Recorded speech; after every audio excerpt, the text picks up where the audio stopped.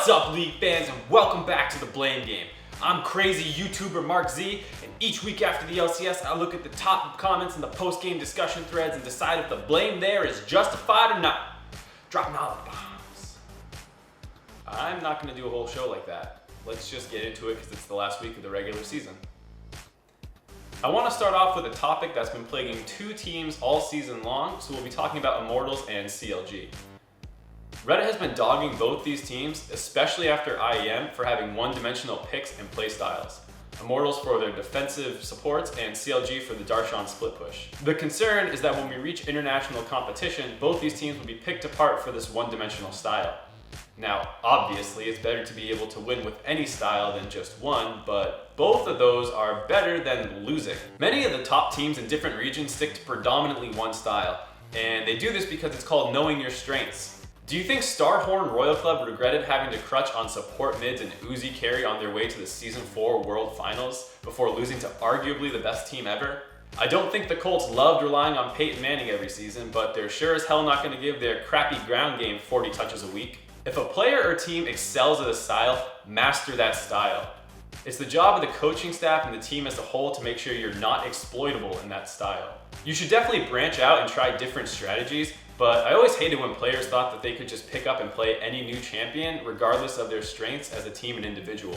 If you have great tank players in your top and support role, or it just happens to fit your team's playstyle best, maybe do what the Rank 2 Korean team does and pick them every single game they can.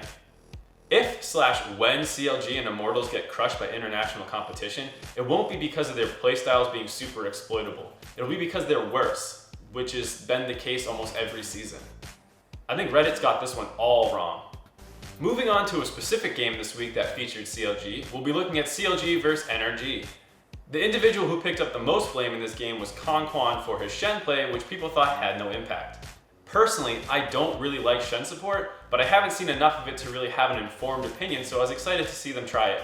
However, this is the worst type of game to try and judge a new support pick because of how utterly terrible Energy's 2v1 was. The level 1, the attempt to TP out but still dying so he can't join his team in the push so they don't get a turret, Lucian coming to lane with 1,000 gold up in items, all of it was just horrible. The game was basically over 5 minutes in unless Clg made a series of horrible blunders, and Kwan was never in a position to influence the game before it reached that point. That's not to say I think Kwan played well. I mean, he definitely missed some flash taunts, but he doesn't deserve the amount of blame he's getting in these threads. Let's take a look at the final game I'll talk about this week, which is C9 vs Echo Fox. A chunk of Reddit went after Froggen for his myopia on farming, which they claim leads to a lack of pressure in the mid lane. I thought this was an interesting one to look at because it's something that's more subtle, so you need to keep an eye out. I noticed a couple of times that Froggen went into a side wave to pick up a big wave coming in that I would argue would function better on Trundle because he has split push priority on the Poppy. However, I don't feel fair blaming Froggen for it because we don't know how their communication works, and maybe it's the team putting too much pressure on Froggen and telling him to go get that farm. It's especially unfair to blame Froggen when you see what's happening with his teammates around him. They were constantly getting caught out of position where Froggen can't do anything about it. His counterpart LeBlanc was receiving help from the jungler, enabling her to roam and catch up on these kills. When Froggen was in mid lane, his teammates were dying on the side lanes. When Froggen was in the side lane, his teammates were getting picked off in the mid lane. It's true that Echo Fox's strategy might not have been the best with their allocation of gold in the game, but they still would have lost if they played like this. It's not fair to blame Froggen for this one. That's it for this week of the Blame Game. Now, I know a lot of you guys wanted me to cover the TSM vs Energy game, but honestly, that game is so comical by itself that nothing I could say would be more entertaining than just going and watching it. We got the spring promotion games this weekend, and we'll be getting into the playoffs soon, so check back next week for some coverage on those.